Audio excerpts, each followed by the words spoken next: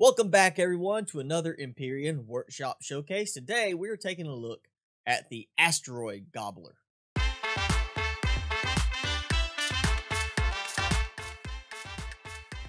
So today's design is called the Asteroid Gobbler, and as its name suggests, it is an asteroid mining ship. This design comes to us from creator and subscriber Leylanee, and it's an interesting case because right after I saw this on the workshop and added it to my list to do, she contacted me about covering the ship. She also states on the workshop page that this is her very first capital vessel design ever, and I have to say this is a fantastic first effort. The Asteroid Gobbler is an unlock level 25, size class 3 capital vessel, and it has a very unique design. So starting at the bottom of the ship, you'll see there is a single landing pad, which is not enough to keep the ship upright. It currently has a hover mode option, which allows it to run very low power on your thrusters and RCS, keeping it hovering, or in this case, keeping it upright while I have it landed on this little landing pad. As you can see, a short ramp extends when you come into the area, and there are two side doors that open up where there is mounting points for a very specific hover vessel, though I cannot see why you couldn't put a different hover vessel or even a certain size small vessel here and use it as a docking place for those. There is a single elevator in the ship, and going from the lowest part of the ship to the next level up is a pretty long trip. Coming into the first and main area, we have our production capabilities as well as our main functional area of the ship. Here you will find two advanced constructors ready to go, and in between them you will find a switch and sign detailing how the hover mode works and controls for the hover mode itself. In this room we also have a medic station, as well as two fridges and a food processor. However, there are no growing plots on this ship, so you will need to bring your supplies from somewhere else. We also have a switch here for spotlight controls, which will of course work best when you are actively mining an asteroid. Here we have our gravity generator and an armor locker. The gravity generator has its own switch in the control panel, making it very easy to turn it on and off whenever you need it. On each side of this room we have an observation deck where you can go down and have a look outside the ship at the asteroid or just wherever you are parked at the moment. Before you go to the observation deck on each side, however, there are two doorways as well. Each door leads into its own hallway, where in this hallway you have all of your harvest cargo boxes, and you also have an ammo box, as well as a central middle section of cargo boxes that is accessible from both hallways. The other hallway on each side contains just the cargo boxes.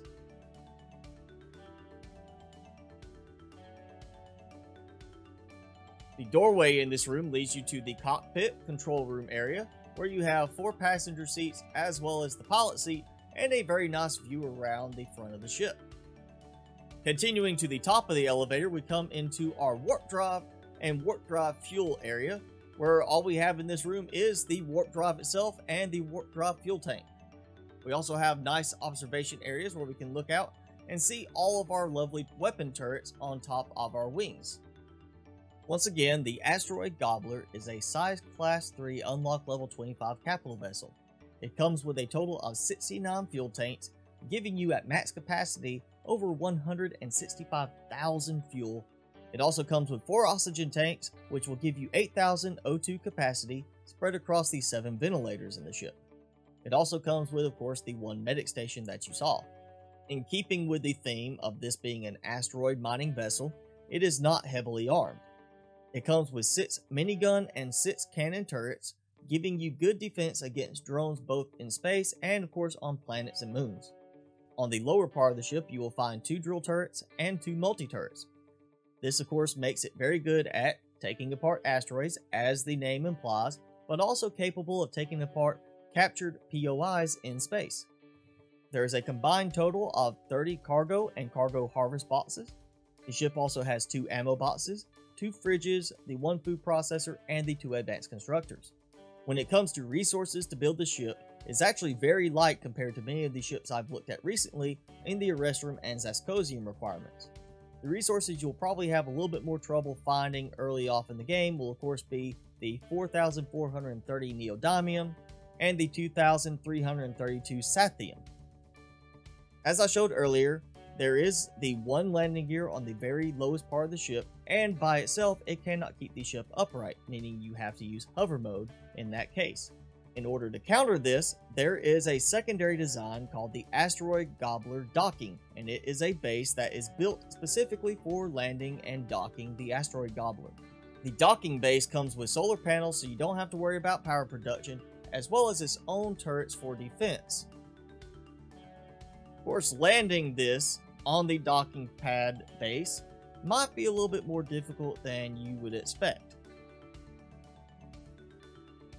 So overall, I think the Asteroid Gobbler is a great design. It has a very well put together appearance and a great layout for everything you need inside.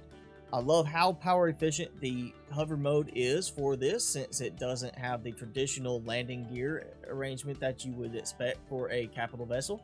The only drawback I see with this is it lacks some of the maneuverability I have become accustomed to with the capital vessels I typically actually play with in my games.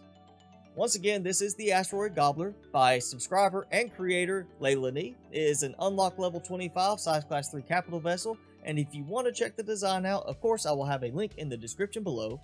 If you do check out the design and you like it, be sure to leave a thumbs up on the Steam Workshop page for the creator. And of course, if you have any suggestions for the creator, be sure to post a comment on the workshop page as well. Well, that is it for today's video. If you enjoyed it, be sure to hit that like button. Also, make sure you hit subscribe and tick that notification bell if you have not done so already. Be sure to leave a comment below. Let me know what you think about the vessel design. Let me know what you like about it, what you don't like. And of course, as I said, be sure to leave a comment on the workshop page if you have any suggestions for the creator. Well, thanks so much for watching, everybody. I'm your host, Mr. Spicy, as always. Be sure to keep it spicy this week, and I will see you in the next video.